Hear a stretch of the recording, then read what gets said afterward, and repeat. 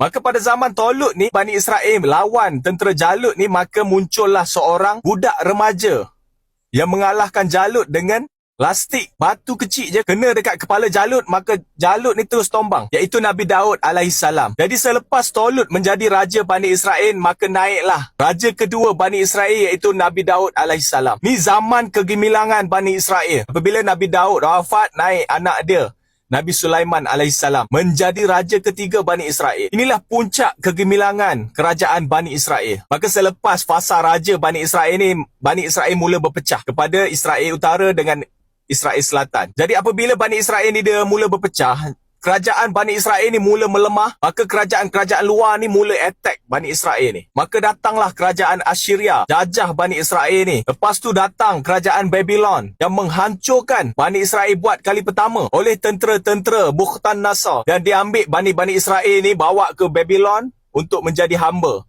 Dan masa inilah tabuk kebanggaan Bani Israel itu hilang. Lepas kerajaan Babylon ni, masuk kerajaan Parsi, iaitu kerajaan Cyrus the Great. Apabila kerajaan Parsi benar Bani Israel pulang kepada tempat ni, tapi bukan sebagai kerajaan, tapi sebagai komuniti.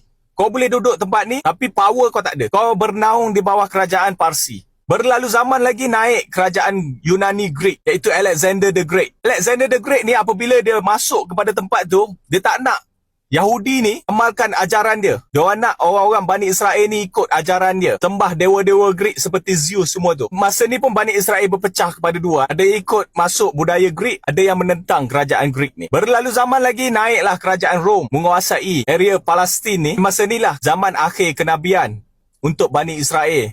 Yang last sekali zaman Nabi Isa alaihissalam. Pada awalnya kerajaan Rom ni memang dia benarkan Bani Israel duduk di situ, tapi Bani Israel ni mula melawan kerajaan Rom ni, menentang. Dia bangkang banyak sangat. Maka kerajaan Rom ni hantar panglima Titus dia tu untuk menghancurkan Bani Israel ni buat kali kedua. Yang pertama Nebukadnezar, Bukhtan-Nasar, dan yang kedua pada kerajaan Rom ni. Kerajaan Rom ni dia halau betul-betul Bani Israel ni keluar daripada bumi ni, bumi Palestin ni. Maka bertebaranlah orang Yahudi, orang-orang Bani Israel ni di seluruh pelosok dunia. Dia tak ada tempat dah. Dia pergi mana negara yang boleh bagi perlindungan untuk dia. Dan bila Israel masuk balik ke bumi Palestin ni, iaitu selepas kejatuhan Daulah Uthmaniyah 1924 dan Empire British bawa masuk, bagi tempat untuk bina negara haram Israel sekarang. Dan itulah secara ringkas timeline zaman-zaman Bani Israel. Semoga bermanfaat. Assalamualaikum warahmatullahi wabarakatuh.